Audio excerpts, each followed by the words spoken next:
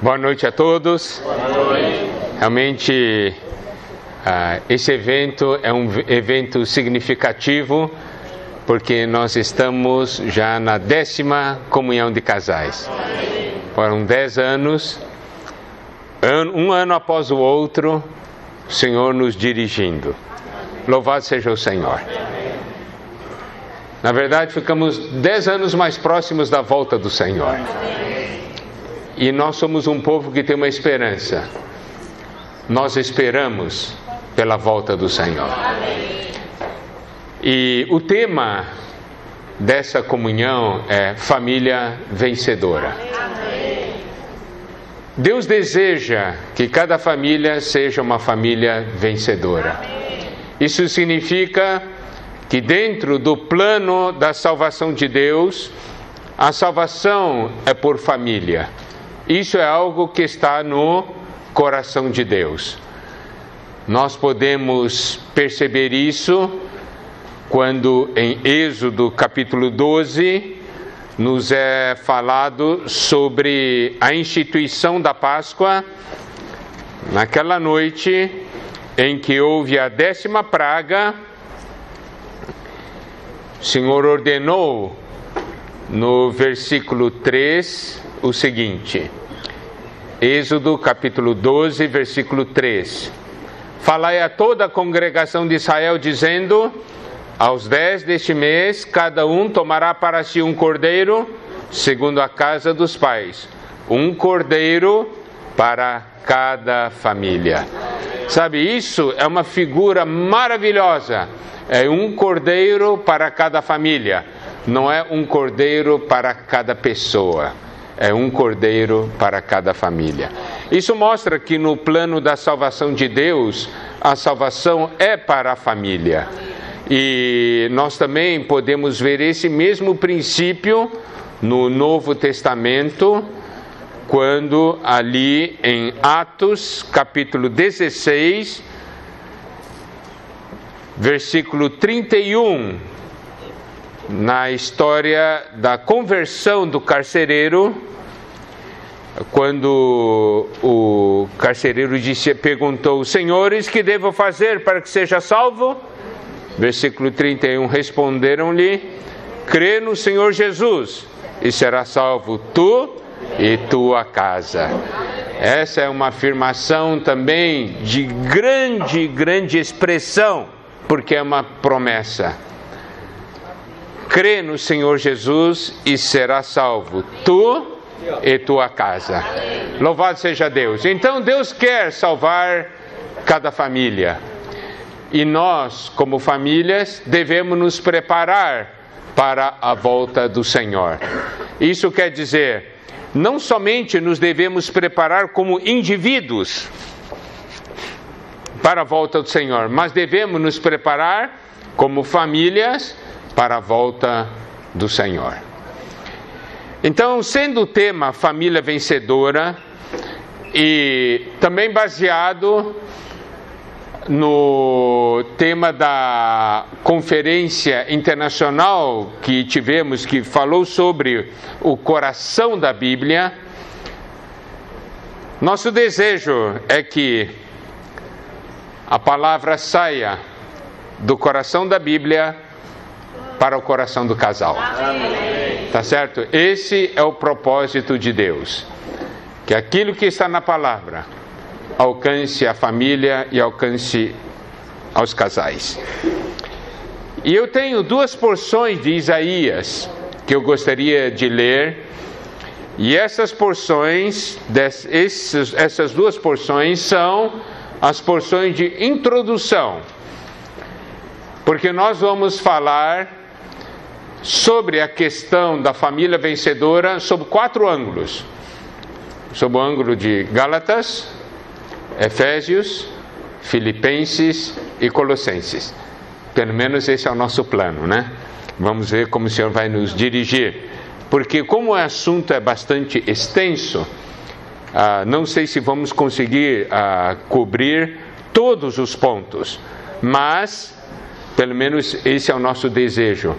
É a visão da família como uma família se torna uma família vencedora, baseada nos livros de Gálatas, Efésios, Filipenses e Colossenses.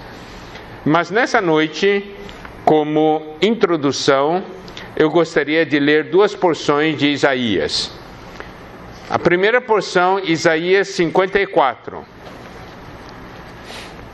versículos 2 e 3.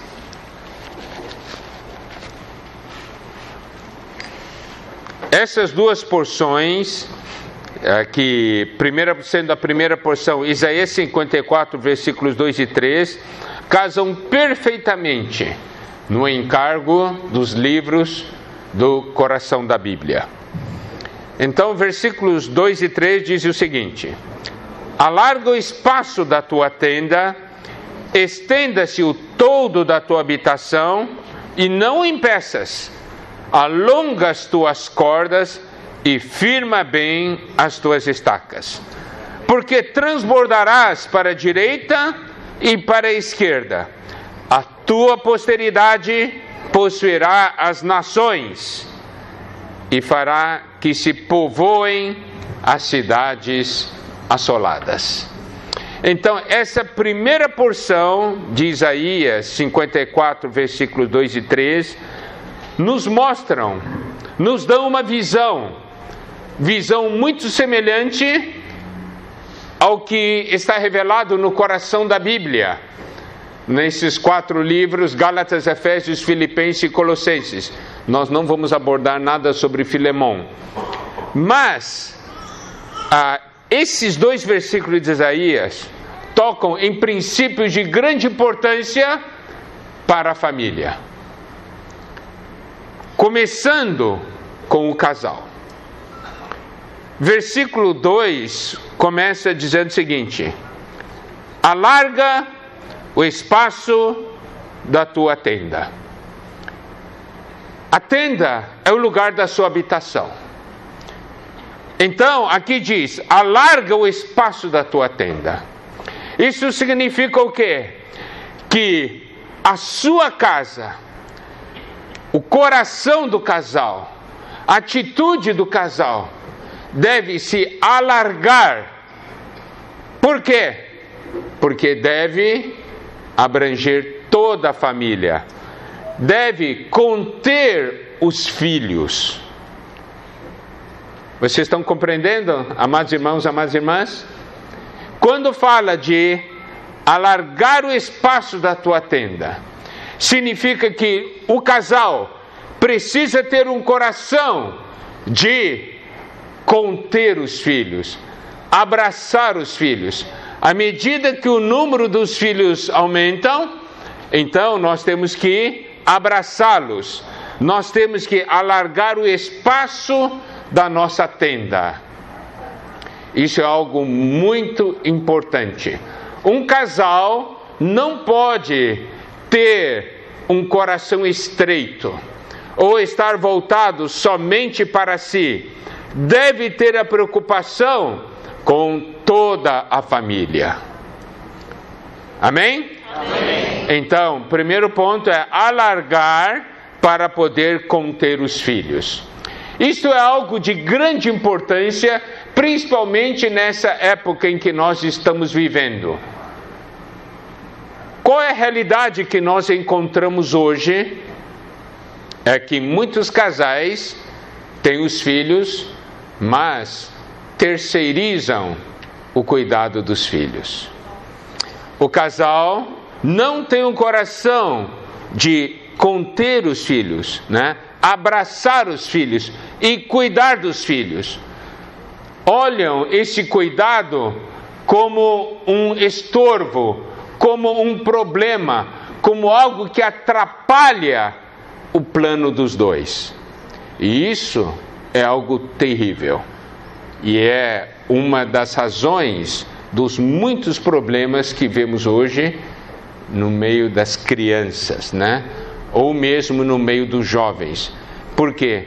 Porque cresceram numa família onde os pais não abraçaram os filhos, onde apesar do número na família ter aumentado,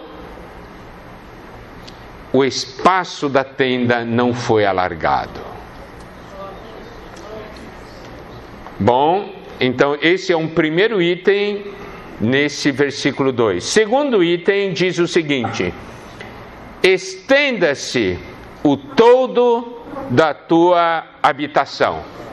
Aqui já é algo um pouco mais abrangente. Não é somente alargar o espaço da tenda. Não é simplesmente o casal ter um coração para abraçar os filhos, isto é, abraçar a família. Aqui fala de estender-se o todo da tua habitação.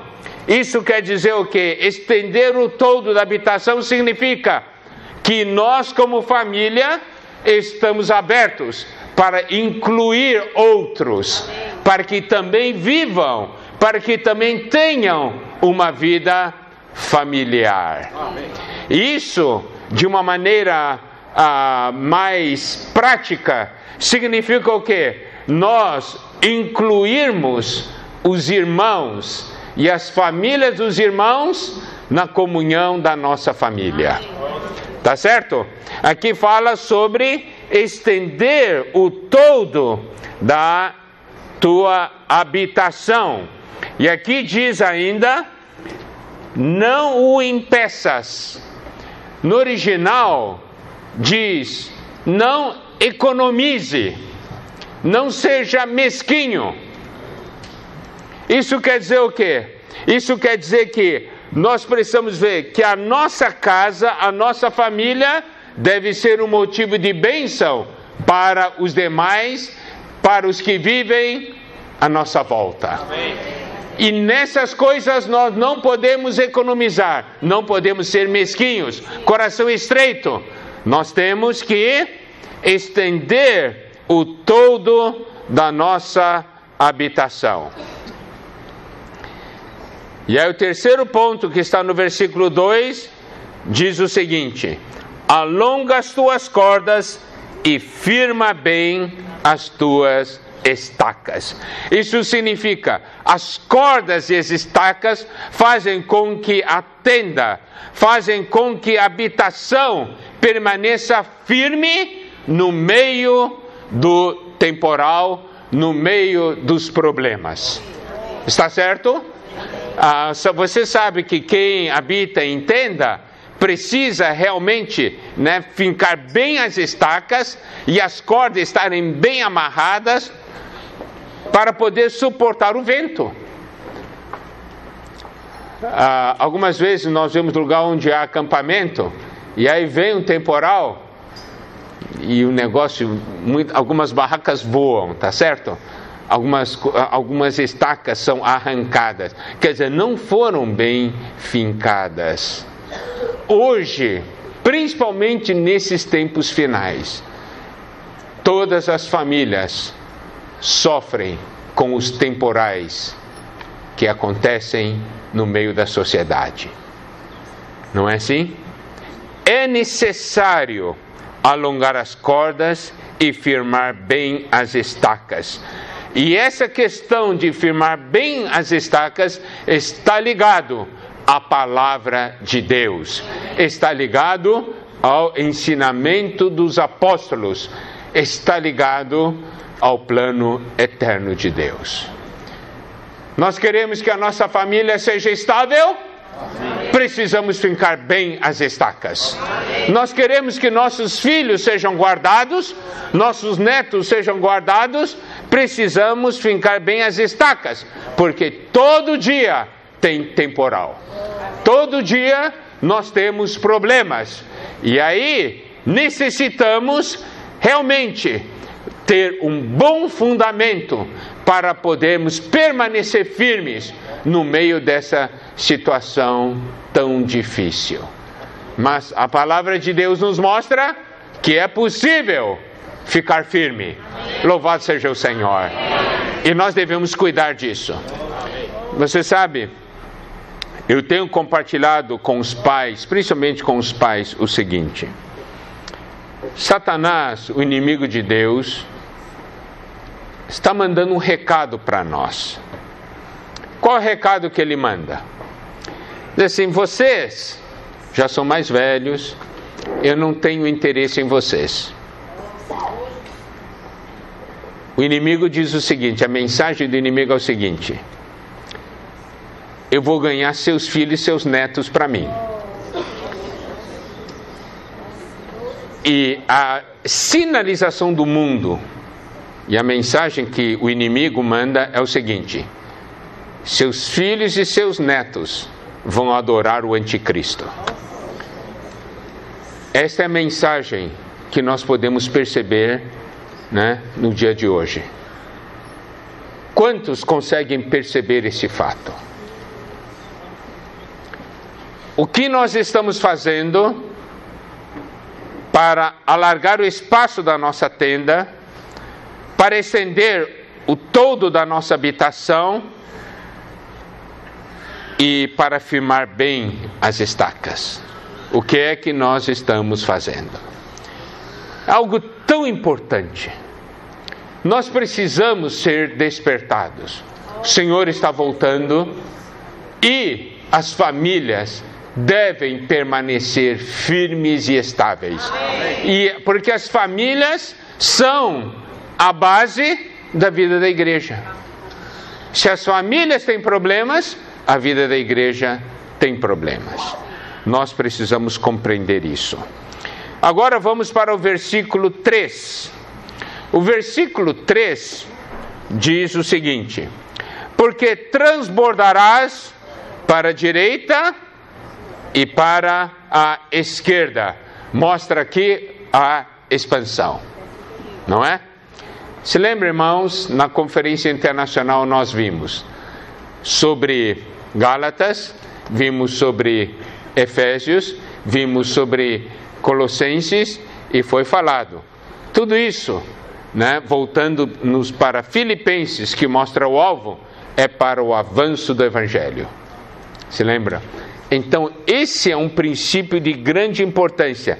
Transbordarás para a direita e para a esquerda. Significa o quê? A nossa casa, a nossa família, não será uma casa, uma família influenciada pelo mundo. Pelo contrário, uma família que influencia o mundo.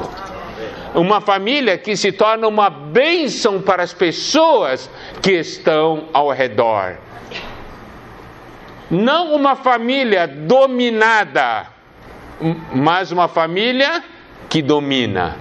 Não uma família subjugada, mas uma família que subjuga. É uma família vencedora. Aqui fala de transbordar para a direita e para a esquerda. E olha só o que afirma depois: a tua posteridade possuirá as nações. Significa o quê? Nossos filhos não serão vítimas do anticristo, do inimigo. Pelo contrário, eles possuirão as nações. Tá certo? É o contrário. Nós, muitas vezes hoje, ficamos muito preocupados, e devemos ficar preocupados com o futuro dos nossos filhos. Como eles vão poder resistir a todo esse ataque? O que nós estamos falando é o seguinte: nós vamos prepará-los, nós vamos dar vida a eles, nós vamos levá-los a conhecer a Cristo, conhecer a igreja, e eles não somente resistirão aos ataques, pelo contrário, eles dominarão o inimigo.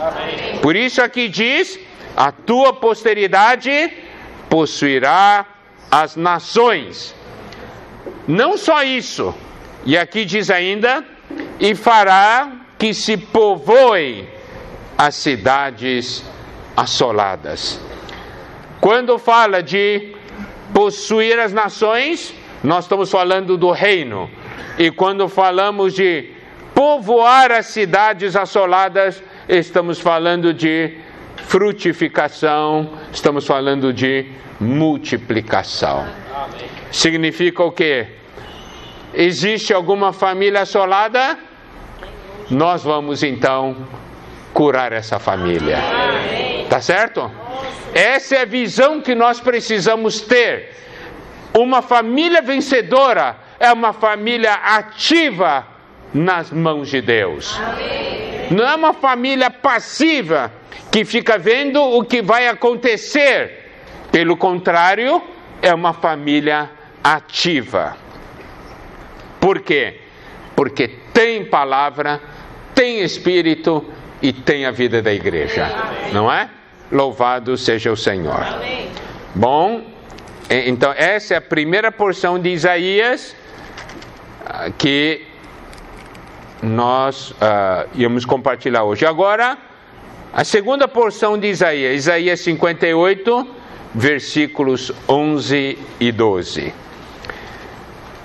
Aqui diz o seguinte, versículo 11: o Senhor te guiará continuamente, fartará a tua alma até em lugares áridos e fortificará os teus ossos.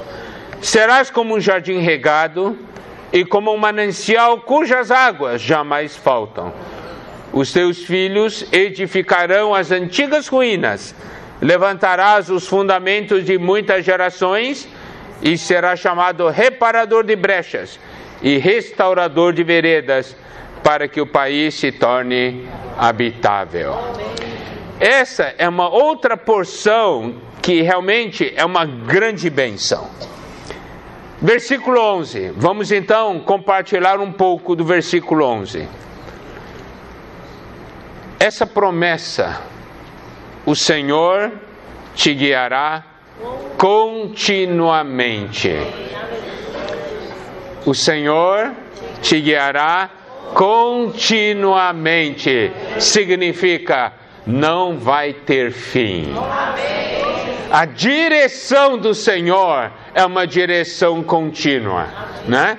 Nós estamos vendo aqui, nós estamos na 10ª comunhão de casais. Foi num piscar de olhos, né? Mas nós sentimos, durante esses anos, a direção do Senhor. O Senhor nos guiando.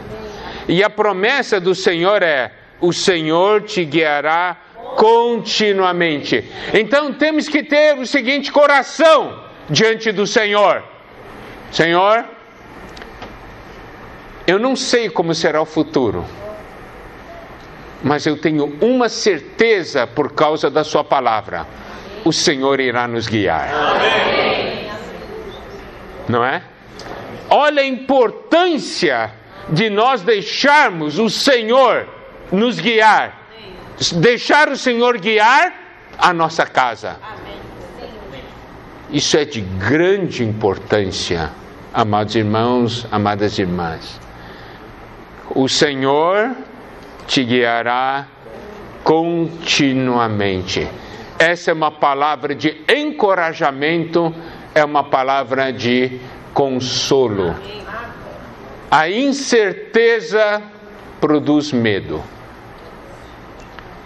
E eu creio que todos nós, vivendo nesse mundo de hoje, onde há tantas crises, crise econômica, crise social, crise sentimental, crise familiar, a incerteza produz medo.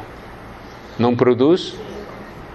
Eu creio que muitos casais aqui experimentaram ou experimentam o medo. Eu quero dizer uma coisa: o que vai nos tirar o medo é saber que o Senhor vai nos guiar. Amém.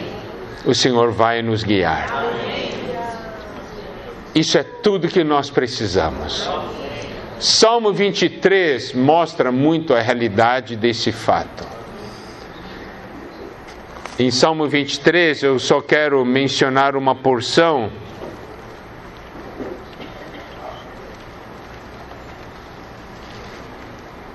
Salmo 23, no versículo 4, diz o seguinte: ainda que eu ande pelo vale da sombra da morte, não temerei mal nenhum, porque tu estás comigo. O teu bordão e o teu cajado me consolam. Preste atenção, amados irmãos. A direção do Senhor não quer dizer que a gente não irá passar por problemas. A direção do Senhor garante uma coisa: a presença dEle. Amados casais, vocês compreenderam? A direção do Senhor não garante que não vai haver problemas. A direção do Senhor garante a presença dEle conosco. Por isso que o salmista diz: ainda que eu ande pelo vale da sombra da morte, não temerei mal nenhum, porque tu estás comigo, o teu bordão e o teu cajado me consolam. Tá certo? Louvado seja o Senhor. Voltando para Isaías 58:11, né? Nós temos o seguinte: o Senhor te guiará continuamente. Daí a próxima frase diz: fartará a tua alma até em lugares áridos. O Senhor nos conduz continuamente, mas não quer dizer que nós não passaremos por lugares áridos. Nós vamos passar por lugares áridos, mas tem a seguinte promessa: o Senhor fartará a nossa alma até em lugares áridos. Significa o quê? Significa que a graça do Senhor é suficiente. Há uma graça abundante que está à nossa disposição. Quando passamos por lugares áridos, a nossa alma sofre. Mas a promessa aqui é: fartará a tua alma até em lugares áridos. E ainda mais, tem mais uma promessa, que é: fortificará os teus ossos. Sabe, ter osso forte significa que você consegue carregar coisa, não é? Os ossos são fortes, a estrutura é boa, né? Tem uma estrutura boa, ossos fortes. A direção do Senhor vai garantir a presença dEle, vai garantir a graça, e também significa que o Senhor nos dá uma estrutura capaz de suportarmos o que nós temos que passar. Olha, se nós temos tal percepção, tudo muda. Porque a nossa realidade interior está diretamente conectada ao Senhor. E aí diz, no versículo 11: serás como um jardim regado e como um manancial cujas águas jamais faltam. Passamos por lugares áridos, mas existe um manancial dentro de nós. E porque temos esse manancial, as águas jamais faltam. Nosso jardim é um jardim regado. Nesses muitos anos de comunhão aqui em Fortaleza, nós compartilhamos que a nossa família é como um jardim, não é? E aqui fala de um jardim regado. Significa um jardim sempre verde, sempre com vida. Isso é possível. Isso é possível. E nós precisamos crer na palavra. Eu sei que há muitos problemas e muitas situações difíceis, mas nós precisamos realmente nos apegar à palavra de Deus, à promessa de Deus, à visão que o Senhor nos deu. Amém? Amém. Aleluia.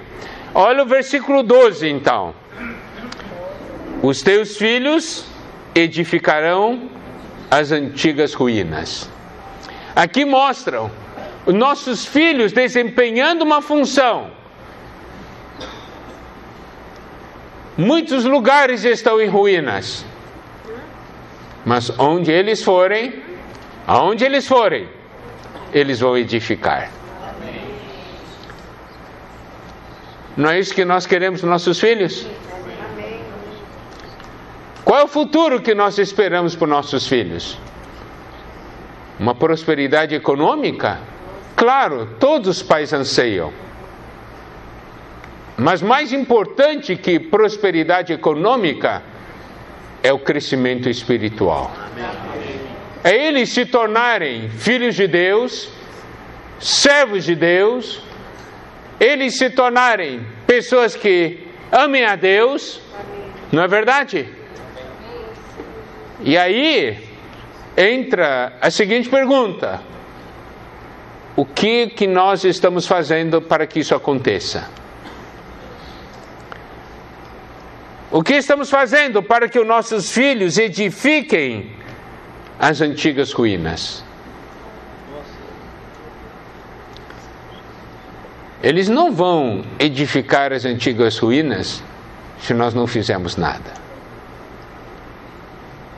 A questão é que nós gastamos muito mais tempo preocupados com o futuro econômico deles do que com o futuro espiritual. Isso precisa mudar. Amém. O Senhor vai voltar. Amém. Tudo vai passar. A palavra do Senhor não passa. O plano eterno de Deus não passa. Nós precisamos então aprender a dar valor ao que Deus deseja. E aí o versículo 12 continua: levantarás os fundamentos de muitas gerações. Nós precisamos levantar os fundamentos, precisamos lançar os fundamentos das gerações futuras. Isso é algo de grande importância. Por quê? Porque se nós tivermos cuidado na nossa casa, na nossa família, isso se refletirá na vida da igreja. Isso, refletindo na vida da igreja, vai gerar muita realidade e muito fruto. E vai gerar a própria defesa da nossa família e a proteção da nossa família. Levantarás fundamentos de muitas gerações, e aqui diz: será chamado reparador de brechas. Olha só, aqui fala muita coisa ligada à restauração. Edificar antigas ruínas significa onde havia ruínas, haverá edificação. Onde não havia nada, hoje temos fundamentos. E diz ainda: será chamado reparador de brechas. Significa onde há brechas, nós poderemos reparar. Brechas aparecem em nossa casa, nosso trabalho, brechas aparecem na vida da igreja, e nós precisamos realmente de irmãos, de famílias que reparem as brechas. Não somente isso, é o que diz ainda: restaurador de veredas, restaurador de caminhos. Significa o quê?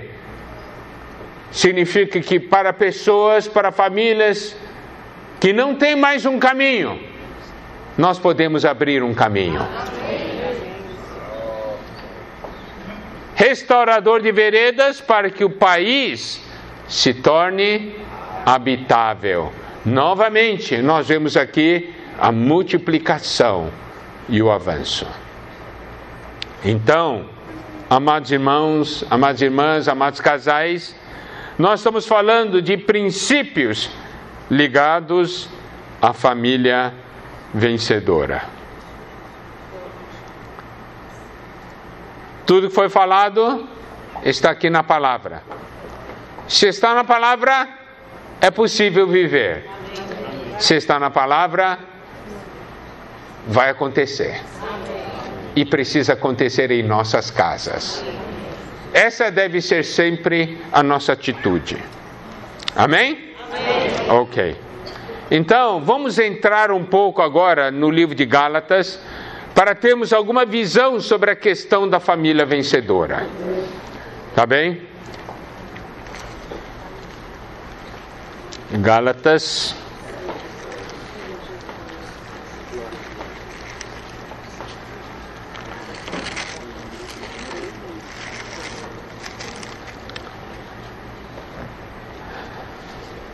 Aqui em Gálatas, capítulo 1, versículo 1.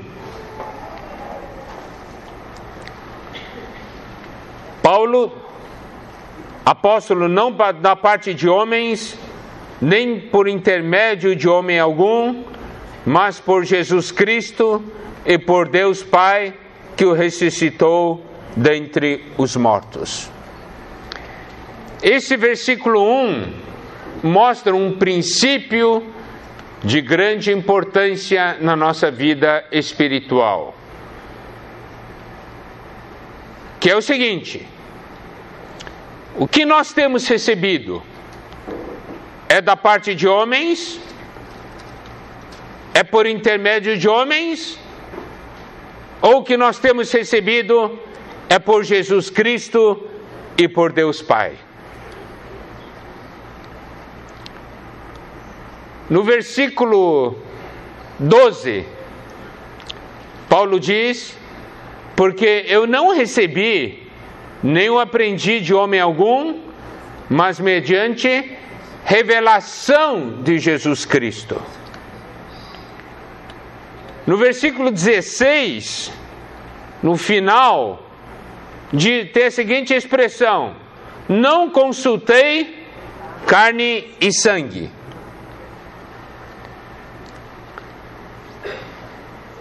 Essa expressão que Paulo usou nesses versículos de Gálatas tem uma ligação com Mateus 16.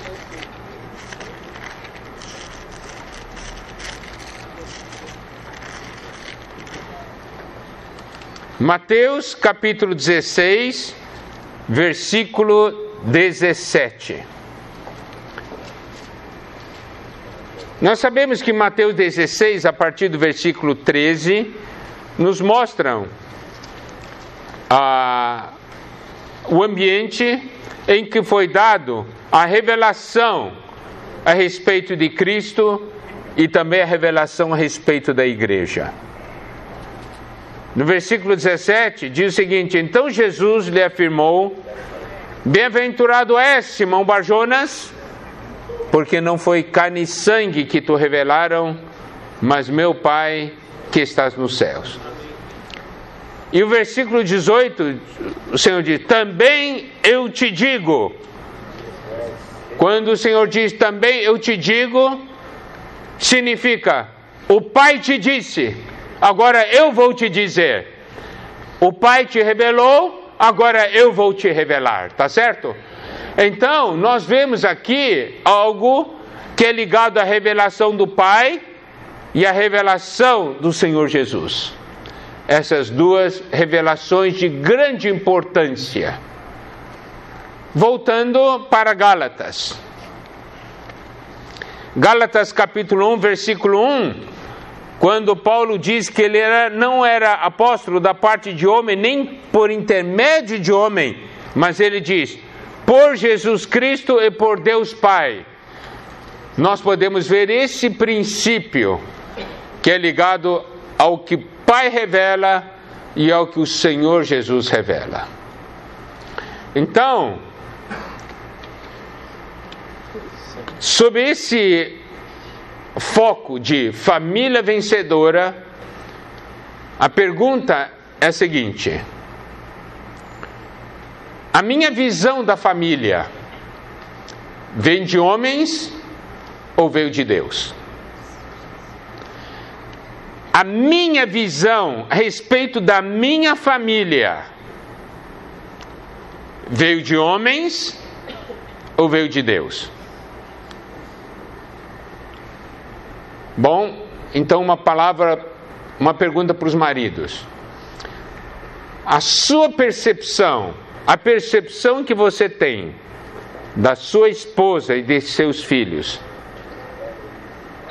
é uma percepção que veio de Deus ou uma percepção que veio dos homens? A revelação que você tem a respeito da sua esposa e de seus filhos veio de Deus ou veio dos homens? Agora eu quero fazer a seguinte pergunta para as esposas. A percepção que você tem do seu marido e de seus filhos veio dos homens ou veio de Deus? A revelação que você tem a respeito do seu marido e de seus filhos veio dos homens ou veio de Deus?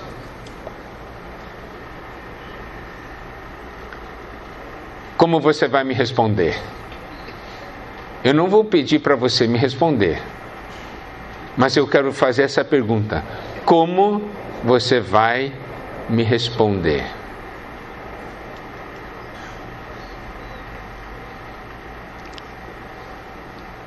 Você tem uma revelação de Deus a respeito do seu cônjuge e seus filhos?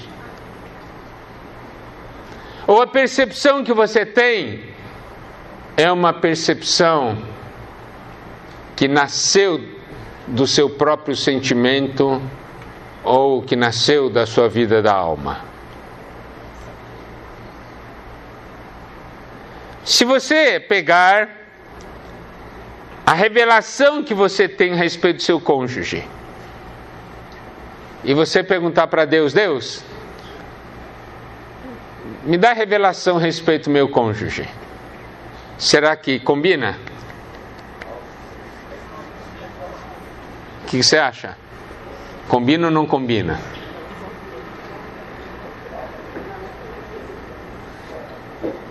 Eu vou dizer uma coisa: depende.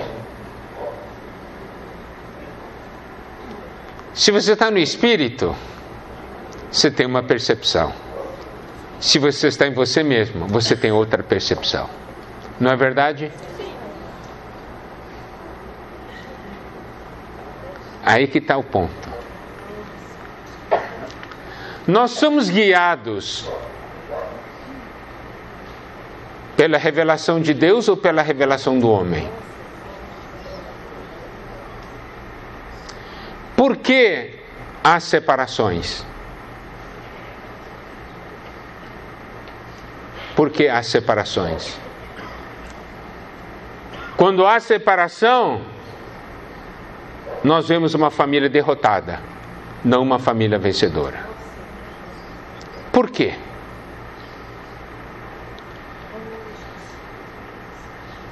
Aí que está um ponto de grande importância.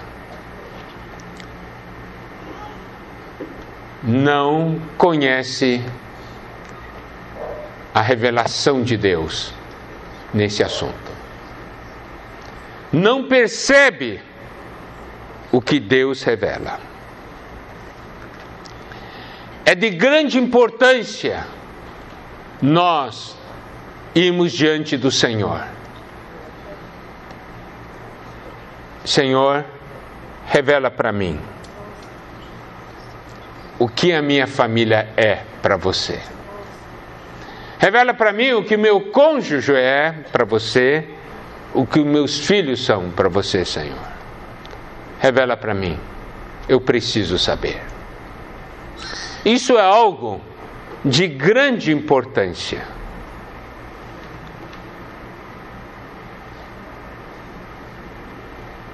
Nós estamos vendo sobre o coração da Bíblia. E dentro do coração da Bíblia tem dois livros importantes: Colossenses e Efésios. Colossenses nos revela o mistério de Deus que é Cristo. E Efésios que nos revela o mistério de Cristo que é a igreja. Não é isso? Nós sabemos a esse respeito. Mas preste atenção ao seguinte ponto. Se há uma revelação de Cristo e a igreja, esta é uma revelação que influencia diretamente a nossa família. É uma revelação que influencia diretamente a nossa percepção da nossa família. Então, amados casais, meu desejo é que cada um dos cônjuges tenha uma busca diante do Senhor. Senhor, revela para mim o que meu cônjuge é. Né? Revela para mim o que os meus filhos são. Revela para mim o que é minha família, a importância da minha família para você, a importância do meu cônjuge para você, a importância dos meus filhos para você, Senhor. Revela para mim. Isto é algo de grande importância. Aí, nós vamos ter uma reação. Quando ganhamos uma visão, nós temos então uma reação a essa visão, a essa revelação. E uma das reações àquilo que Deus nos mostra está no versículo 4 de Gálatas 1. Versículo 4 diz: o qual se entregou a si mesmo pelos nossos pecados, para nos desarregar deste mundo perverso, segundo a vontade de nosso Deus e Pai. Aqui nós vemos duas coisas. Primeiro, nossos pecados.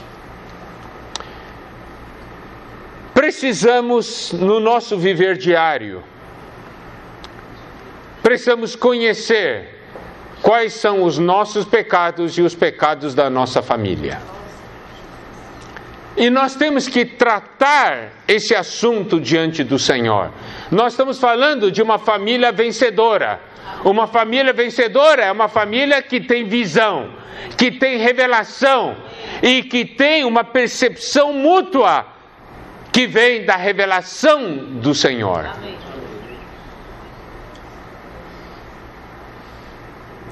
Quando nós conseguimos ver o valor de cada um dos nossos familiares diante de Deus, nós temos uma atitude diferente, nossa reação é diferente. E aí, nós precisamos ver também a questão dos nossos pecados, em que nós temos ofendido ao Senhor como família. Existem os pecados individuais e existem os pecados de família, da família. E precisamos prestar atenção a isso, amados casais. Porque pecado da família é um pecado coletivo. É um pecado coletivo. Se comete esse pecado juntos.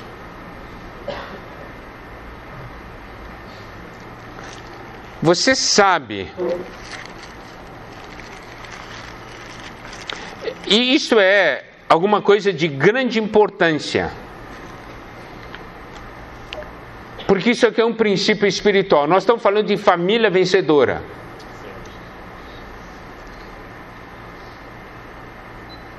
Atos, livro de Atos, livro maravilhoso, mostra o início da igreja. Você sabe quando que o livro de Atos registra o início da decadência, da degradação? Em que capítulo?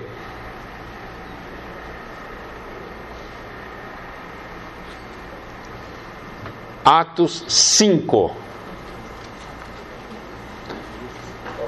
Todo mundo pensa que acho que é lá na frente, né? Lá, Atos 20, tal. Em Atos 5 começa a degradação. E o registro da degradação é a degradação de um casal. Isso é muito sério. Degradação de um casal. Ananias e Safira. Os dois juntos decidiram mentir para Deus.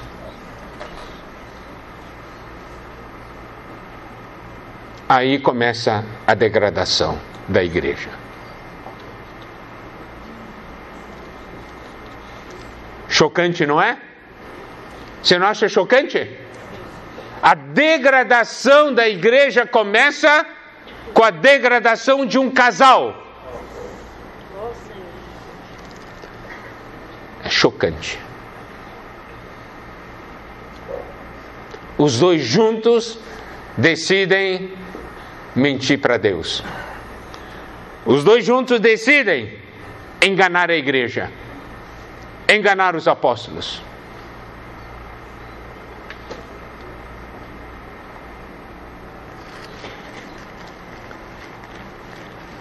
Vamos voltar para Gálatas.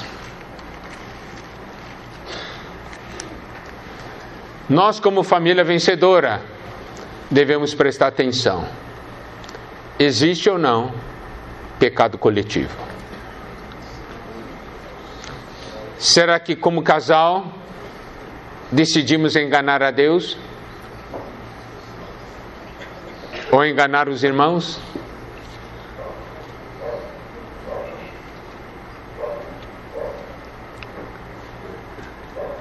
Então, primeiro ponto. Segundo ponto, ainda no versículo 4, aqui diz que ele não somente se entregou a si mesmo pelos nossos pecados, mas também para nos desarraigar deste mundo perverso.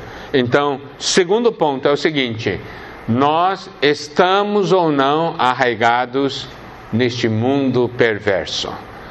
Nós, como família, como casal, lançamos ou não nossas raízes neste mundo perverso? Lançar raízes neste mundo perverso.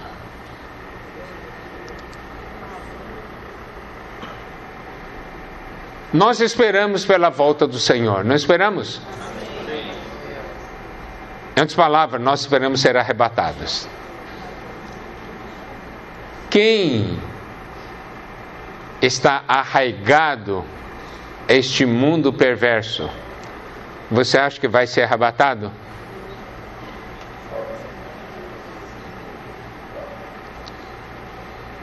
Sabe, amados casais, eu tenho algumas vezes uma percepção sobre as experiências que nós passamos e mesmo as dificuldades que nós passamos.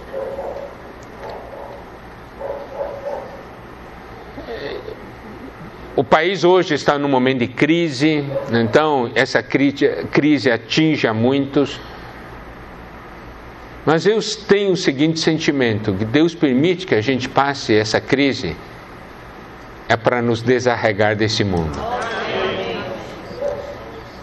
É aí que a gente percebe como nós estamos arraigados a esse mundo, como nós damos valor a tantas coisas que um dia passarão.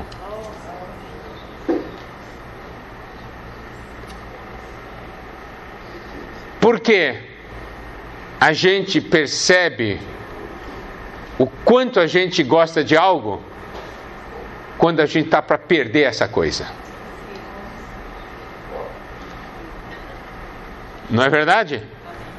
Quando você não tem um sentimento que vai perder, você não dá muito valor. Mas quando você acha que e eu vou perder isso aí que a gente começa a perceber quanto essas coisas tomam o nosso coração. Algumas vezes são coisas pequenas, mas a gente é apegado a tantas coisas pequenas, tantos detalhes.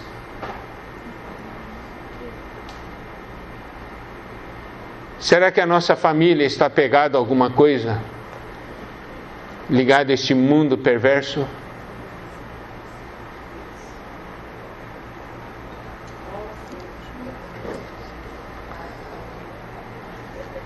Se eu tenho revelação,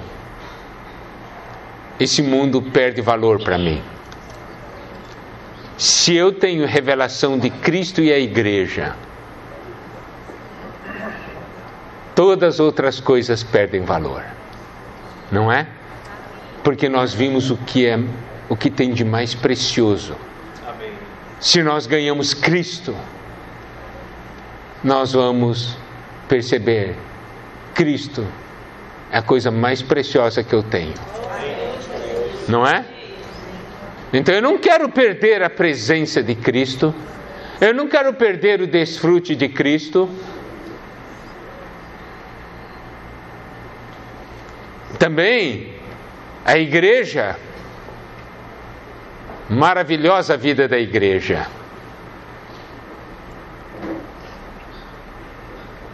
Quando a gente está vivendo a vida da igreja, a gente não sente, mas de repente tem que mudar para uma cidade onde não tem mais vida da igreja, né? A gente, ai, como é que vai ser?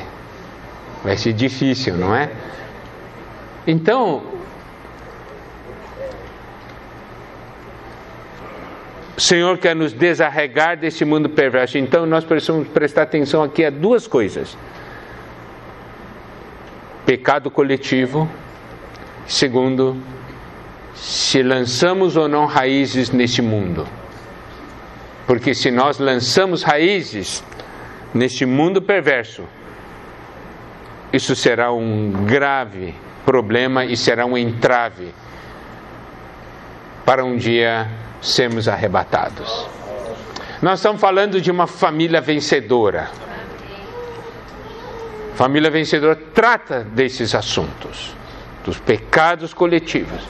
Sabe de que a posição da família, do casal, é de grande importância diante de Deus. Também que nós não estamos ligados a esse mundo. Amém? Amém. Bom, gente, esse é o pontapé inicial. Nós vamos continuar amanhã. Claro, nós vamos ainda continuar Gálatas. E daí nós vamos ver quanto a gente conseguirá entrar nos outros livros. Mas uma coisa é certa: o Senhor quer que a nossa família seja uma família vencedora. Amém. E Ele está nos dando o caminho, irmãos. Ele está nos dando o caminho. E Ele quer guiar cada família continuamente até chegar lá. Que o Senhor nos abençoe. Amém.